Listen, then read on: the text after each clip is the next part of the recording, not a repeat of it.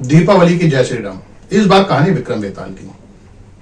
बेताल को घने जंगल से पकड़ने में एक बार फिर विक्रम सफल हो गया। उसने बेताल को पीठ पर बांधा और निकल लिया राजभवन की तरफ। बेताल ने खुश होकर कहा, राजा रास्ता लंबा है, समय काटने के लिए मैं तुझे एक कहानी सुनाता हूँ। आर्यावर्त में एक राजा था। राज्य क्षेत्रफल में काफी बड़ा था। वहां की जनता धर्मभीरू थी। राज्य में स्कूलों से ज्यादा संख्या मंदिर और मस्जिदों की थी। एक बार उस राज्य का राजा ऐसा व्यक्ति बना जिसने लोगों को अच्छे दिन दिखाने के सपने दिखाए। राजा धार्मिक प्रवृत्ति का था। उसने भले ही राज्य धर्म ना निभाया हो, पर धर्म आधारित राज्य बनाएगा ऐसा भरोसा उसने बहुसंख्यकों को दिला दिया था। राजा का खास मंत्र था, वह काम कम करता था, गाता ज्यादा था। उसने लोगों में धार्मिकता के साथ साथ धर्म आधारित राष्ट्रवाद की भावना भी जगा दी थी। इसीलिए अक्सर वह अपने सभाओं की शुरुआत जय श्री राम और वंदे मातरम के नारों से करता था। गौ रक्षा का तो उसके राज्य में इतना जोर था कि सड़क पर घूमती गाय को लेकर भी लोगों की हत्या कर दी जाती थी। राजा जब पहली बार मैदान में आया तो उसने खुद को गंगा पुत्र बताया। गंगा को मां मानने वाली जनता ने तब उसका खुले हृदय से स्वागत किया। बाद में वह अपनी मां को भी उसी तरह छोड़कर चला गया जैसे अपने पत्नी को छोड़ गया था, बिना बताए।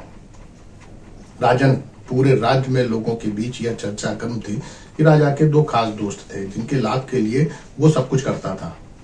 राजा प्रचार प्रसार और माहौल बनाने में काफी उस्ताद था। इसके लिए वह पुराने राजाओं की असफलता की कहानियां लोगों को सुनाया करता था। धीरे धीरे राजा ने शिक्षा, स्वास्थ्य, मनरेगा जैसी योजनाओं के बजट में कटौती करना शुरू कर दी और जनता के टैक्स से पैसे से मंदिरों का निर्माण कराया। राजा जानता था जनता जितनी अनपढ़ होगी, जितनी बीमार होगी, उतनी ही धर्मभीरू होती जाएगी। राजा की योजना सफल हुई। मंदिरों में भीड़ बढ़ती गई, स्कूल बंद होते चले गए। कई प्रदेश की सरकारों ने बुजुर्गों को जनता के टैक्स से पैसे से मुफ्त तीर्थ यात्रा कराने की व्यवस्था की।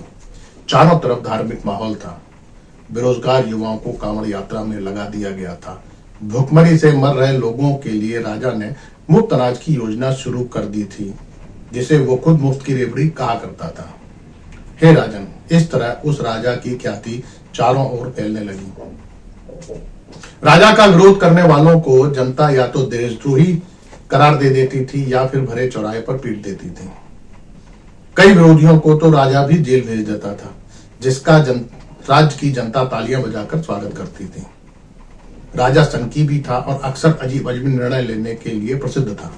इस तरह की घोषणाएं वह खुद ही आकर करता था। एक बार इसी तरह की सनक में राजा ने राज्य में प्रचलित मुद्रा बंद कर दी। पूरे राज्य में हाहाकार मच गया। व्यापार धंधे बंद हो गए। करोड़ों लोगों का रोजगार खत्म हो गया। पूरे देश की जनता बैंक की लाइनों में खड़ी नजर आ रही थी। हे राजन, पहले कुछ दिन उस राजा ने विदेशी राज्यों में जाकर जनता का मजाक उड़ाया, पर जब लाइन में खड़े लोग मरने लगे तो राजा ने कहा, इससे काले धन पर रोक लगेगी, आतंकवादियों की कमर टूट जाएगी। पर राजा के इस निर्णय से स्वर्गलोक में भी हाहाकार मच गया। लोगों ने मंदिर जाना बंद कर दिया। वे बैंक ज्यादा जा रहे थे। जो मंदिर जा रहे थे वे भेंट नहीं चढ़ा रहे थे। इससे पंडितों का धंधा प्रभावित हो रहा था, तो भगवान भी नाराज हो रहे थे। इसके बाद राजा ने 50 दिन का समय मांग लिया जनता से। अब बेताल ने सवाल किया, हे राजन, मेरे एक सवाल का उत्तर दे। राजा ने आखिर जनता से 50 दिन का समय क्यों मांगा? विक्रम को खामोश देख बेताल ने कहा, राजन जल्दी बोल, वरना तेरे सिर के टुकड़े टुकड़े कर दूंगा। विक्रम ने जवाब दिया, राजा जानता था 50 दिन में जनता सब भूल जाएगी। उस दिन के बाद राजा ने नोटबंदी की बात तक नहीं की।